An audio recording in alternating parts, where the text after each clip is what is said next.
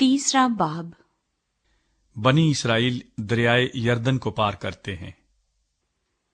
तब यशवा सुबह सवेरे उठा और वो और सब बनी इसराइल शतीम से कूच करके यरदन पर आए और पार उतरने से पहले वहीं टिके।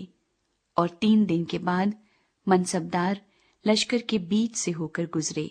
और उन्होंने लोगों को हुक्म दिया कि जब तुम खुदावंद अपने खुदा के अहद के संदूक को देखो और काहिन और लावी उसे उठाए हुए हों, तो तुम अपनी जगह से उठकर उसके पीछे पीछे चलना। लेकिन तुम्हारे और उसके दरमियान पैमाइश करके करीब 2000 हाथ का फासला रहे। उसके नजदीक ना जाना, ताकि तुमको मालूम हो कि किस रास्ते तुमको चलना है, क्योंकि तुम अब तक इस राह से कभी नहीं गुजरे। और यशवा ने लोगों से कहा, तुम अपने आप को मुकद्दस करो, क्योंकि कल के दिन खुदावंद तुम्हारे दरमियान अजीबो गरीब काम करेगा। फिर यशवा ने काहिनों से कहा कि तुम अहद के संदूक को लेकर लोगों के आगे आगे पार उतरो। चुनाचे वो अहद के संदूक को लेकर लोगों के आगे आगे चले। और खुदावंद ने यशवा से कहा, आज के दिन से मैं तुझे सब इस्राएलियों के सामने सरफराज करना शुरू करूंगा, ताकि वो जान ले कि जैसे मैं मूसा के साथ रहा वैसे ही तेरे साथ रहूंगा। और तू उन काहिनों को जो अहद के संदूक को उठाएं ये हुक्म देना कि जब तुम यरदन के पानी के किनारे पहुंचो तो यरदन में खड़े रहना। और यशवा ने बनी इसराइल से कहा कि पास आकर खुदावंद अपने खुदा की बातें सुनो।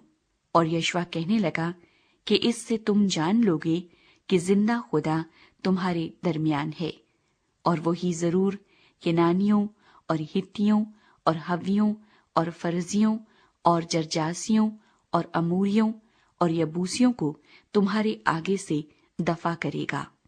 देखो, सारी जमीन के मालिक के अहद का संदूक तुम्हारे आगे आगे यरदन में जाने को है।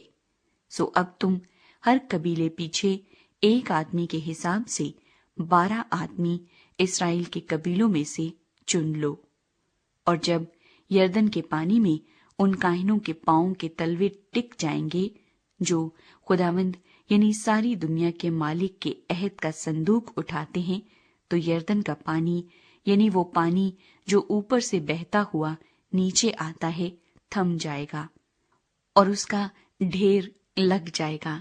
और जब लोगों ने यरदन के पार जाने को अपने डेरों से कूच किया और वो काहिन जो अहद का संदूक उठाए हुए थे लोगों के आगे आगे हो लिए।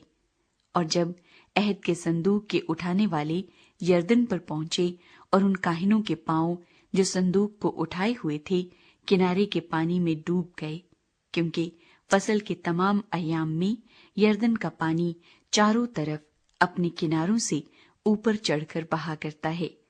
तो जो पानी ऊपर से आता था वो खूब दूर अदम के पास जो जरतान के बराबर एक शहर है रुककर एक ढेर हो गया। और वो पानी जो मैदान के दरिया यानी दरियाए शोर की तरफ बह कर गया था बिल्कुल अलग हो गया। और लोग ऐन यरीहो के मुकाबिल पार उतरे।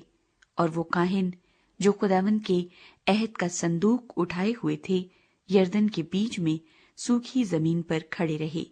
और सब इस्राएली खुश्क जमीन पर होकर गुजरे, यहाँ तक कि सारी कौम साफ यरदन के पार हो गई।